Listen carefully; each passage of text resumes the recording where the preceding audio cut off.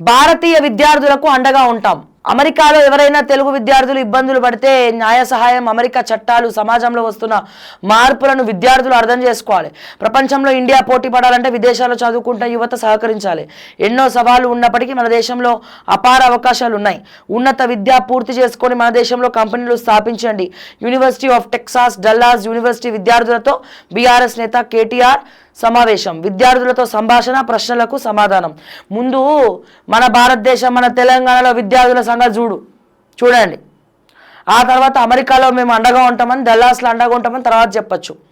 ముందు ఆ నిరుద్యోగులకు అండగా ఉండండి. గ్రూప్ 1 అమ్ముడు పోతే మీరు కూడా అమ్ముడు పోయిన రేవంత్ రెడ్డి దగ్గర పైసలు తీసుకొని గ్రూప్ 1 వాళ్ళకి బీఆర్ఎస్ పార్టీ ఏం చేసింది?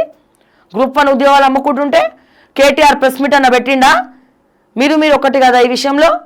గ్రూప్ 1 ఈడ తెలంగాణలో విద్యార్థులను గాలికి వదిలేసి, ఉస్మానియా యూనివర్సిటీ విద్యార్థులను గాలికి వదిలేసి, కాకతీయ యూనివర్సిటీ విద్యార్థులను గాలికి వదిలేసి, బాసర ట్రిపుల్ ఐటీలో మొత్తం గొడవ చేసి బయట రోడ్ల మీద కూర్చో ఉంటా ఉంటే, ఫుడ్ పాయిజన్లు అవుతా ఉంటే, గురుకులాల్లో విద్యార్థులను గాలికి వదిలేసి, ఒక ఐఏఎస్ ఆఫీసర్ దళిత బిడ్డలు బాత్రూమ్లు పాయిఖానాలు గడగాలని చెప్తా ఉంటే, ఇక్కడికి వచ్చి మాట్లాడే మైకు పట్టుకొని ఆడ అమెరికాలో కూర్చొని అమెరికాలో విద్యార్థులకు మేము, అమెరికాలో భారతదేశ విద్యార్థులకు, తెలంగాణ విద్యార్థులకు, అమెరికాలో చదివేటోళ్ళకి అండగా ఉంటామని చెప్తారు.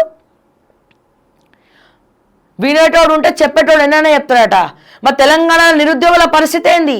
ఈ ఘోషకు కారణం ఎవరు? 46 జీవోకి కారణం ఎవరు? 29 జీవోకి కారణం ఎవరు? ఇప్పుడు ఉద్యోగాలు నలిగిపోవడానికి కారణం ఎవరు?